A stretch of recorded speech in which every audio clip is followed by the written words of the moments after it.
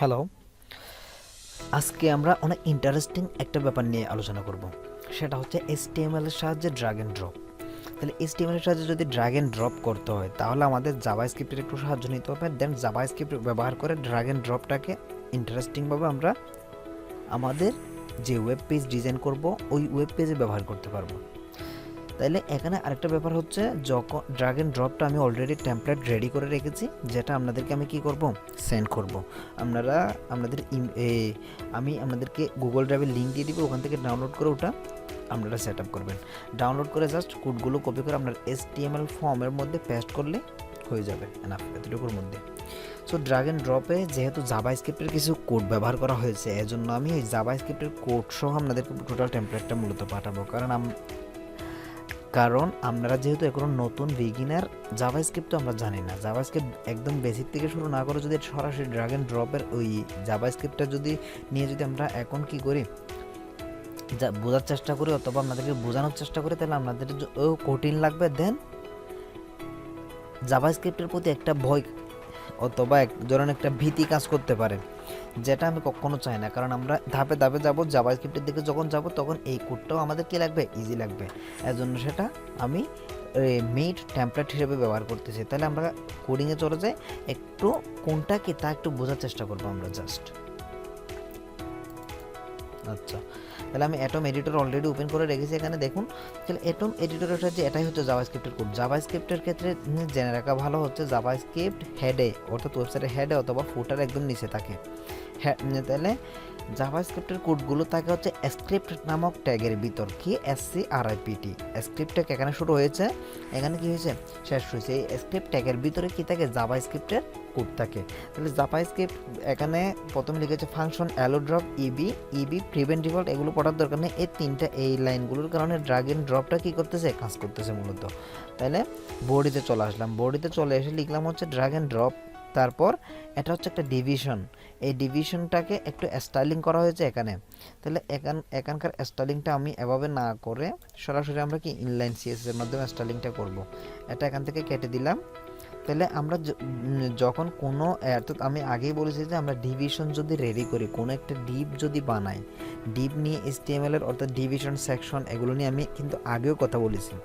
তাহলে ডিপ যখন নিই তখন একটা ডিপকে কি করা হয়, এই মনে করো এটা একটা ডিভিশন, তো এই ডিভিশনটা এখানে, আচ্ছা এখানে শো করবে না কারণ এই ব্রাউজারটা আমি কি দিই নাই, স্টাইলটা নিয়ে ফেলেছি এজন্য। তাহলে এই একটা ডিভিশনকে, আচ্ছা CSSগুলো আমি আগের মতোই করি তাহলে বুঝতে একটু ইজি হবে। ওকে, তাহলে এখানে দেখুন একটা ডিভিশন ক্রিয়েট হয়েছে, এটা হচ্ছে একটা ডিভিশন। এই যে খালি একটা বর্ডারের চারপাশে বর্ডার যে দেখতেছি, এটা একটা ডিভিশন। তাহলে এই ডিভিশনের ভিতর আমরা এই ইমেজটাকে এভাবে করলে ড্র্যাগ অ্যান্ড ড্রপ হয়ে যাচ্ছে। তাহলে এই ডিভিশনটাকে আইডি দিয়ে ডিফাইন করা হয়েছে কি, ডিপ 1। এইটা হচ্ছে এই ডিভিশনটার নাম। এই আইডি ধরে আবার কল করে এখানে কি করা হয়েছে, স্টাইলিং করা হয়েছে। তাহলে আমরা আইডি ধরে না করে এটা এখান থেকে কাট করে নিয়ে নিব, এটা আমাদের দরকার নাই। দেন আইডি ক্লাস এগুলো নিয়ে আমরা CSS করার শুরুতেই একদম মোর ডিটেইলে জানবো। তাহলে এখানে আমি লিখবো হচ্ছে স্টাইল দিয়ে আমরা যেভাবে শিখে আসলাম এতদিন পর্যন্ত, ওভাবে কি করব, অ্যাড করবো। এখানে সবগুলো এক লাইনে করে ফেলবো।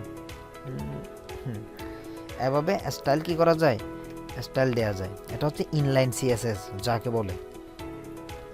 তাহলে div 1 style width 300 pixel, height 300 pixel, padding 10 pixel, যে and then border 1 pixel, solid, এগুলো কি তা জানার থেকে আমরা CSS যখন করবো তা ইজিলি বুঝবো। পেডিং মানে হচ্ছে, আচ্ছা যেটা পেডিং মার্জিন এগুলো নিয়ে আমরা বিস্তারিত CSS যেহেতু আলোচনা করবো, এখানে আমি কিছু বলতেছি না, জাস্ট স্টাইল বলে এটা আমরা কি করতেছি, অ্যাপ্লাই করতেছি।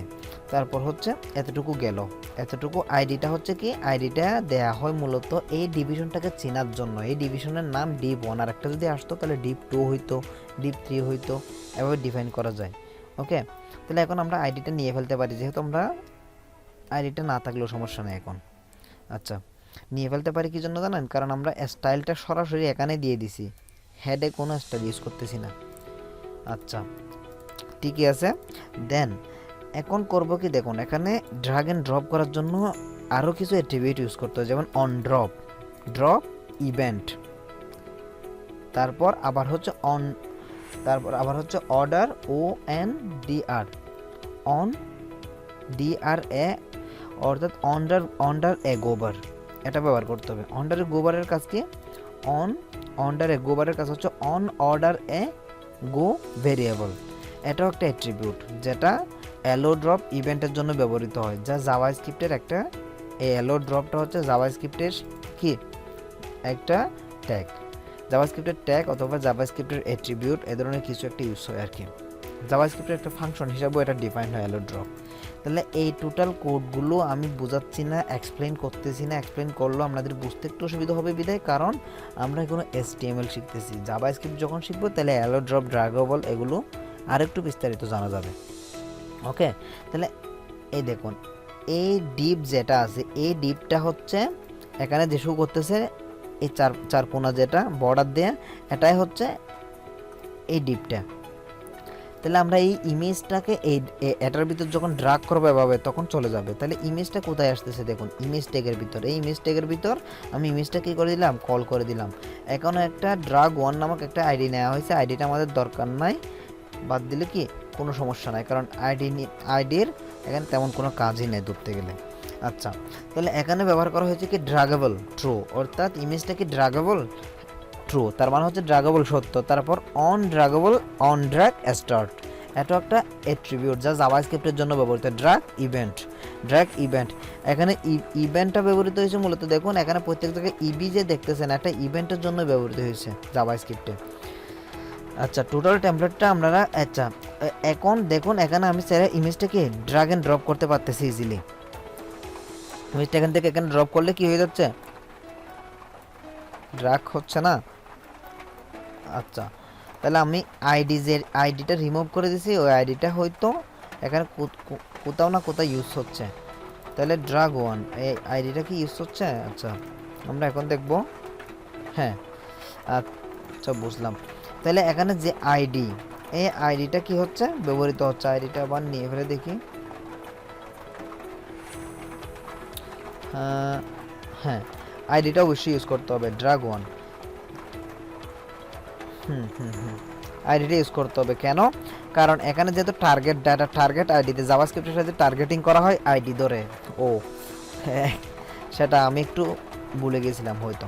তাহলে দেখুন, তাহলে আমরা এই ডিভিশনটাকে যদি কপি করে 4-5টা করে ফেলি, যেমন ধরেন এটাকে আমি 2টা 3টা 4টা 5টা করলাম, তাহলে 5টা ডিভিশন আমরা এখন ড্রাগ অ্যান্ড ড্রপ করতে পারবো। খেয়াল করুন, অনেকগুলো ডিভিশন আসলে তো এখান থেকে এখানে আনলাম ইমেজ, এখান থেকে আবার ওখানে নিয়ে যেতে চাইলেও তাও পারবো, এখানে আনতে চাইলাম পারবো, এখানে আনতে চাইলাম পারবো, অর্থাৎ যে কোনো একটা ডিভিশনে কি ইমেজটাকে ড্রাগ অ্যান্ড ড্রপ করতে পারতেছি। তাহলে ড্রাগ অ্যান্ড ড্রপটা আপনারা প্র্যাকটিস করবেন, দেন আমরা কোনো একটা প্রজেক্টে আমরা ড্রাগ অ্যান্ড ড্রপটা আরও ইজিলি আরও সুন্দরভাবে ব্যবহার করব। ধন্যবাদ সবাইকে, প্র্যাকটিস করেন, ইনশাল্লাহ পারবেন। এটা একটু হয়তো এটা আপনাদের হয়তো একটু কঠিন লাগতে পারে, যেটা তেমন কোনো কঠিন না, আমরা যদি প্র্যাকটিস করেন অবশ্যই পারবেন। আবারও ধন্যবাদ।